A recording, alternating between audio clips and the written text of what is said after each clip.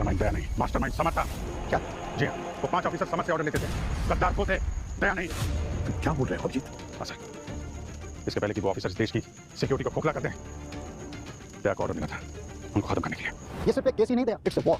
दुश्मन अब सिर्फ बॉर्डर पर ही नहीं बल्कि हमारे देश के अंदर तक घुसा है।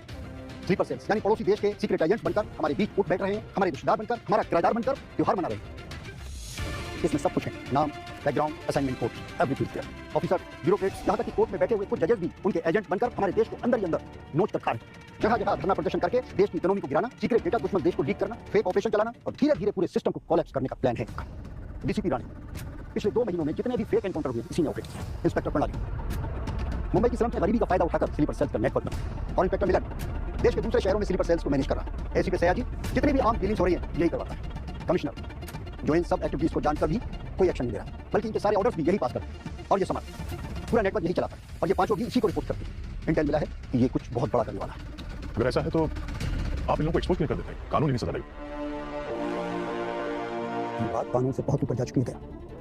इनके एजेंट्स हमारे देश में जंगली मशरूम की तरह फैल चुके हैं और जंगली मशरूम का एक ही इलाज है, इन्हें खत्म करना होगा जल्द, तभी सिस्टम क्लीन होगा। मुझे ये करना पड़ेगा, मगर मैं अकेले नहीं कर सकती। मुझे आपकी जरूरत है और मैं जानती हूँ देश को जब भी आपकी जरूरत होगी आप पीछे नहीं हटेंगे। ठीक है, अगर देश की बात है तो मैं आपके साथ हूं। श्रेया ने कहा इसलिए मैं तुम पर भरोसा कर रहा हूं, लेकिन इस मिशन के बारे में तुम दोनों के अलावा किसी और को खबर नहीं होनी चाहिए, क्योंकि सिस्टम में कहां-कहां कीड़े लगे हैं ये भी हम पूरी तरह से नहीं जानते। इसलिए किसी पर भरोसा मत करना सिवाय एक दूसरे के।